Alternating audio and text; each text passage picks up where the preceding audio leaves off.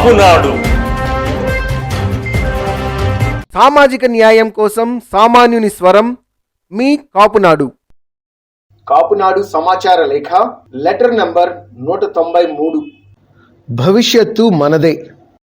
కాపు, తెలగ, బలిజ, ఒంటరి, తూర్పు కాపు, మున్నూరు కాపు తదితర కాపు సమాజపు కుటుంబ సభ్యులకు నమస్కారం. ఉమ్మడి ఆంధ్రప్రదేశ్ రాజకీయ చరిత్రను పరిశీలిస్తే కాపు సమాజపు ఓట్లు కీలకం. అందుకే జాతీయ పార్టీలైన కాంగ్రెస్, బీజేపీలు పిసిసి ప్రెసిడెంట్లుగా, రాష్ట్ర అధ్యక్షులుగా కాపులకు అవకాశాలు ఇచ్చారు. కానీ అధికారం కోల్పోయినప్పుడు లేక కేవలం ఎన్నికల ముందు వరకు కొనసాగించి తీరా ఎన్నికల వేళ వేరే వాళ్లకు అవకాశం ఇచ్చి అధికారానికి మనల్ని దూరం చేస్తున్నారు. అలాగే ప్రాంతీయంగా తెలుగుదేశం, తెరాస, వైకాపా లాంటి పార్టీలు కాపులకు ప్రాధాన్యత ఇచ్చినట్టే ఇచ్చి ఎంపీ, ఎమ్మెల్యే, ఎమ్మెల్సీ సీట్లు కేటాయించి గెలిస్తే అధికారాలు లేని శాఖలకు మంత్రులుగా నియమిస్తున్నారు. ఉభయ తెలుగు రాష్ట్రాల్లో దాదాపు 25% పైగా జనాభా ఉన్న కాపులు నేడు రాజకీయ అధికారం కోసం ప్రయత్నంలో అష్ట కష్టాలు పడే పరిస్థితి ఉంది. 2023లో జరిగిన ఎన్నికల్లో తెలంగాణలో గమనిస్తే 21 మంది మున్నూరు కాపులు ప్రధాన పార్టీల నుండి పోటీ చేస్తే కేవలం 3 గెలవడం అన్నది మన వ్యూహరచన సరిగ్గా లేదన్న విషయం స్పష్టమవుతోంది. ఇది మన కాపు సమాజానికి పెద్ద నష్టంగా భావించవచ్చు. ఆంధ్రప్రదేశ్ రాష్ట్రంలో రానున్న 2024 ఎన్నికల్లో గెలుపు ఓటముల్ని శాసించేది కాపులే. ఆంధ్రప్రదేశ్ లో రాజకీయ పరిస్థితిని గమనిస్తే మనకు ఉన్న ఒకే ఒక పార్టీ జనసేన. కానీ అధికారంలో ఉన్న పార్టీ ప్రజాస్వామ్యానికి, విలువలకు పాత్ర పెట్టి తిరిగి అధికారంలోకి రావాలనే దుష్ట ప్రయత్నానికి అడ్డుకట్ట వేయాలంటే పొత్తు రాజకీయం తప్పనిసరి. మన బలానికి తోడు మరో బాధిత పార్టీని కలుపుకొని వెళితే తప్పితే ఆంధ్ర రాష్ట్రంలో అధికార మార్పిడి అన్నది సాధ్యం కాదు. ఈ పొత్తులో భాగంగా జనసేన పార్టీకి కేటాయించే సీట్లను కులాలతో సంబంధం లేకుండా మొత్తం అన్ని సీట్లను గెలుచుకోగలిగితే రాజ్యాధికారంలో మన పాత్ర సంపూర్ణంగా ఉంటుందన్నది ప్రతి ఒక్కరూ గ్రహించాలి. అలాగే తెలుగుదేశం, బీజేపీ నుండి పోటీలో ఉన్న కాపు అభ్యర్థులను గెలిపించడమే కాకుండా పొత్తు ధర్మంగా మిగతా కులాలు పోటీ చేస్తున్న నియోజకవర్గాల్లో కూడా ఆ అభ్యర్థి గెలుపుకు కాపులు కృషి చేస్తూ మన వారు పోటీ చేస్తున్న స్థానాల్లో వారి మద్దతు కూడా తీసుకోగలిగితేనే రాజ్యాధికారంలో మనకు స్పష్టమైన వాటా దక్కుతుంది. ఈ పొత్తు ధర్మంలో కొందరికి న్యాయం, మరికొందరికి అన్యాయం జరగవచ్చు. అయితే ప్రభుత్వం ఏర్పడిన తర్వాత అనేక పదవులు అందుబాటులోకి వస్తాయి. అందులో ముఖ్యంగా ఎమ్మెల్సీ, కార్పొరేషన్ చైర్మన్లు, దేవాలయాల చైర్మన్లు ఇలా చెప్పుకుపోతే కొన్ని వందల పదవుల్లో మన వాటా ప్రకారం అన్యాయం జరిగిందన్న వారికి సరైన న్యాయం జరుగుతుంది.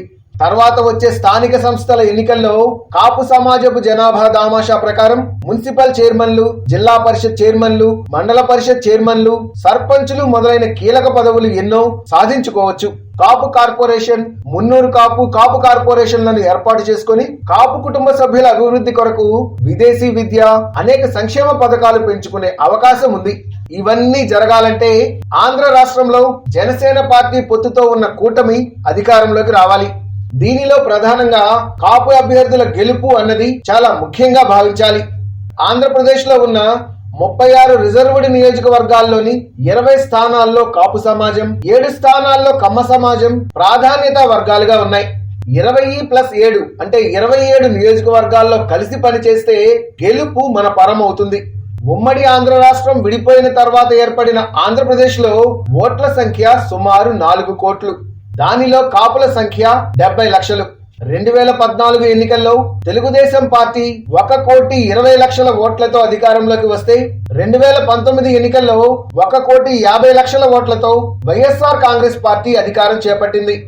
రాజ్యాధికారం కావాలంటే టార్గెట్ 1+1 ఫార్ములాను ఆచరణలో పెట్టగలిగితే రాజ్యాధికారాన్ని సాధించుకోవడం కాపు సమాజానికి చాలా సులభతరం అనిపిస్తుంది. అదెలాగంటే ప్రస్తుత గణాంకాల ప్రకారం 2024 ఎన్నికల నాటికి ఆంధ్రప్రదేశ్ ఓటర్ల సంఖ్య 4,07,00,000 మంది. 70 లక్షలకు పైగా ఉన్న కాపు సమాజంలోని ప్రతి ఓటరు తనతో పాటు ఇతర సామాజిక వర్గాల్లోని ఒకే ఒక్కరిని ప్రభావితం చేసి ఆ ఓటును జనసేన కూటమికి మళ్లించగలిగితే చాలు. రాజ్యాధికారం అన్నది నల్లేరు మీద నడకంత సులువుగా మన పక్షానికి చేరిపోతుంది. అలాగే రాజ్యాధికార వ్యూహంలో పొత్తుల నిర్ణయాధికారం ఆయా పార్టీల అధ్యక్షులకు ఉంటుంది. వాళ్ళ వ్యూహం ప్రకారమే సీట్ల కేటాయింపు ఉంటుంది. అంతేగాని లేఖల ద్వారా సీట్ల కేటాయింపు జరిగిపోదు. మన అధినేత నిర్ణయాధికారాన్ని ఎవ్వరూ ప్రశ్నించకూడదు. క్రమశిక్షణతో కూడిన సైనికుల్లా నాయకుడి నిర్ణయాన్ని మనం గౌరవించగలిగితేనే మనం రాజ్యాధికారాన్ని సాధించగలుగుతాం. ముఖ్యంగా యువత ఈ ఎన్నికల్లో క్రియాశీలకంగా పనిచేయాలి, త్యాగాలకు సిద్ధం కావాలి. వంగవీటి మోహనరంగా స్ఫూర్తితో సమరభేరి మోగించి కూటమి అధికారంలోకి రావడానికి నడుం బిగించాలి. ప్రతి ఒక్కరం సమిష్టిగా కృషి చేస్తే అద్భుతమైన ఫలితాలు రాబట్టవచ్చని గత 40 సంవత్సరాలకు పైగా కులంలోని పెద్దలు ప్రముఖులతో పనిచేసిన అనుభవం ద్వారా మీకు ఈ విషయాలను తెలియజేస్తున్నాను. కాపునాడు వ్యవస్థాపకులు మిరియాల వెంకట్రావు, జనం సూర్యుడు వంగవీటి మోహన్ రంగా రాజకీయ గురువుగా చెప్పబడే కాపునాడు ఉద్యమ నాయకులు చిలంకుర్తి వీరాస్వామి, అంబులు, పుంజాల శివశంకర్, కె కేశవరావు, వి హనుమంతరావు, ఎంహెచ్ రావు, ఆకుల శివయ్య నాయుడు, జిఎస్ రావు, కాపునాడు జాతీయ అధ్యక్షులు గాల సుబ్రహ్మణ్యం గారి తండ్రి గాల వెంకయ్య నాయుడు, జక్కా పాపారావు, కోడెబోయిన చినపిచ్చయ్య, గాజుల నారాయణరావు, పసుపులేటి మాలకొండయ్య నాయుడు, జక్కంపూడి రామ్మోహన్ రావు, బొమ్మ వెంకటేశ్వర్లు, పొన్నాల లక్ష్మయ్య వంటి నాటి దిగ్గజ నాయకులతో పాటు నేటి తరం నాయకులు కాపునాడు జాతీయ అధ్యక్షులు గాల సుబ్రహ్మణ్యం, కన్నా లక్ష్మీనారాయణ, మాజీ కేంద్ర మంత్రి ఎం పల్లంరాజు, దానం నాగేందర్, మిరియాల వెంకట్రావు స్మారక ప్రథమ ఉత్తమ పాత్రికేయ అవార్డు గ్రహీత పివి రామ్మోహన్ నాయుడు, జ్యోతుల నెహ్రూ, నిమ్మల రామానాయుడు వంటి వారితో కూడా పనిచేసిన అనుభవం నాకు ఉన్నది.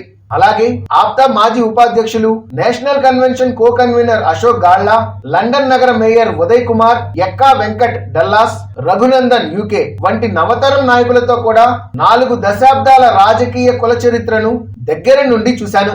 గతంలో కాపు కులానికి ఉన్న గొప్ప వైభవాన్ని గుర్తు చేసుకుంటూ కాపు సమాజపు అభివృద్ధికి నా వంతు బాధ్యతను నెరవేరుస్తున్నాను. సమిష్టిగా కృషి చేస్తూ కాపు సమాజ సంక్షేమం, అభివృద్ధిని పెంచుకుందాం. ఆంధ్రప్రదేశ్ రాష్ట్రంలో మన రాజ్యాధికారం కొరకు కృషి చేద్దాం అని ప్రతి ఒక్కరికి పిలుపునిస్తున్నాను. అభినందనలతో కాసారం రమేష్, సామాజికవేత్త, కాపునాడు జాతీయ ఉపాధ్యక్షులు, హ్యూమన్ రైట్స్ ప్రొటెక్షన్ మిషన్ అధ్యక్షులు.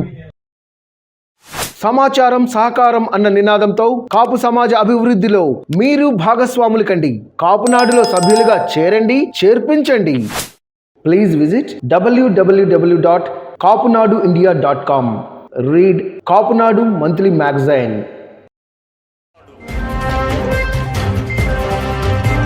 Please subscribe our channel.